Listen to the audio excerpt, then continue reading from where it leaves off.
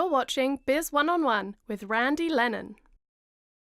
Grant Powell is a lifelong entrepreneur. He's been involved in all kinds of businesses, import, export. He's been in the construction business, you name it, and now he's an independent mortgage broker.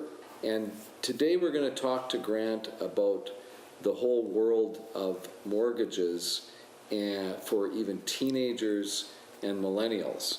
And he's going to share with us the top 3 tips on how kids can become financially secure.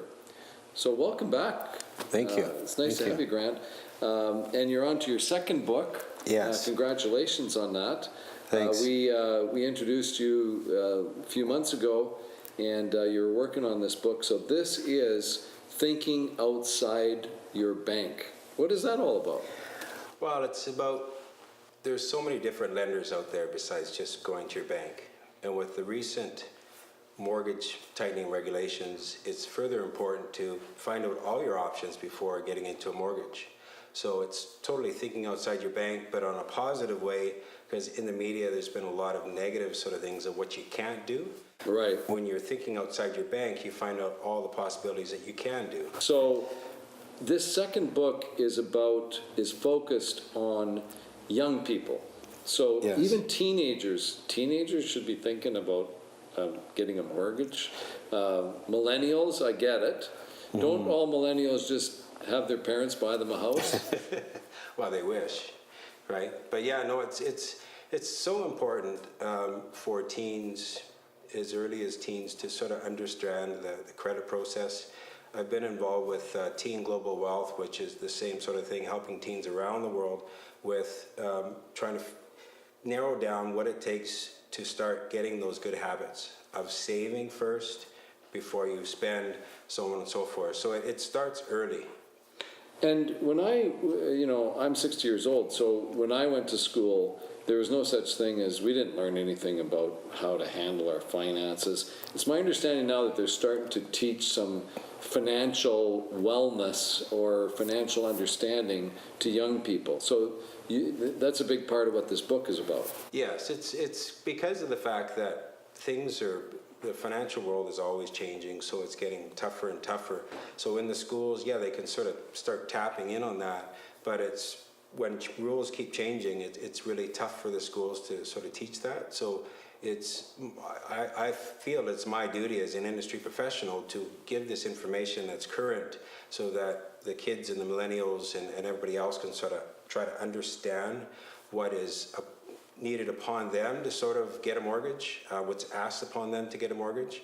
Because even as a teenager in junior high, high school, with a job, if you start to build up good spending, saving habits, get a credit card. Like as soon as you're able to get a credit card, or even use your parents' credit card and get used to the whole process. You can even have your child on as an authorized user on your credit card from as young as 10 years old. Really? They can be an authorized user, yes. So they'll have their own code and they can go and make purchases, and then when you get your monthly statement, you can go through the statement and find out which things they bought, and then those kind of habits of seeing the monthly statement and then have your child give you the funds for those purchases they made. Or of course, if you're going to give one as a gift, right? Right. To your child. But that kind of helps kids get used to sort of paying with credit, but then realizing they have to have the money available at the end of the month to pay for those expenses they put on the credit card. So we promised our viewers that you would give us the top 3 tips on how to help your teens move towards financial security. First, teens need to realize how to save and understand saving before you understand spending. And That's a tricky one. That's a tricky one. And Yes. It's not just teenagers, by the way. Yes, exactly, but it starts then. So it's to get those habits where you're either Paying yourself first. Yeah, paying yourself first, and have those teens, whether they're doing chores or doing part-time work, making sure that they're making the money first and then using that credit card to pay it off at the end of the month. So teens towards financial independence, number 2. And yeah, understanding the credit process. So it starts at an early age.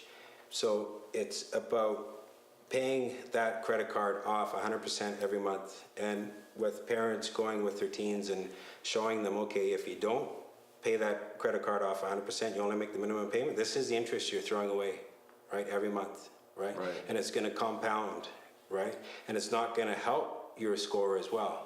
So it's going through that process and sitting them down every month and showing these are the bills that we have to pay. This is the money that's going out. This is the money that's coming in, and getting those habits early on. Number three. The third thing is those discussions. They go from there on how to establish credit, but it's great if you can keep that going. I have so many clients that keep that going with their kids to saying, hey, I realize it's really tough out there. The real estate market is not going down. My plan is to actually help you with your first home, whether it's to go on as a co-applicant or give you a gift towards your down payment.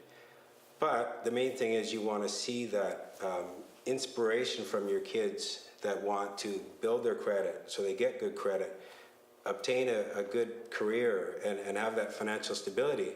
And third thing is to show that they've been saving. They haven't been living outside of their means. One last thing we'll end with is the concept that I may want to help my kid, my child that maybe just got married or is getting together with someone to get into his first home, because the home ownership is a big part of building financial security. Yes. And guess what? I don't have that check available. I don't have that easily accessible funds to help with that down payment. Or, maybe I go co-sign on their mortgage. I can maybe access working with a mortgage broker to take some money out of my own house. Yes, and it's looking at the overall picture. Like, is this property that, you're going to buy as that investment property, or is it just simply to raise a family, or it's the first step? Yeah, there's all sorts of, by looking at the full picture, because sometimes, you might not want to cash in your long-term investments because for tax purposes, right? To give that gift to your child, and all of a sudden at the end of the year you've got a huge tax increase, right? So sometimes, whereas if you borrow the money out of your own equity in your house, could be a better way. Well, it's tax-free. Learned a lot today, Grant, and congratulations on both books, and thanks for coming for your second visit. Thanks. On Biz One-on-One. Thanks so much. You're watching Biz One-on-One.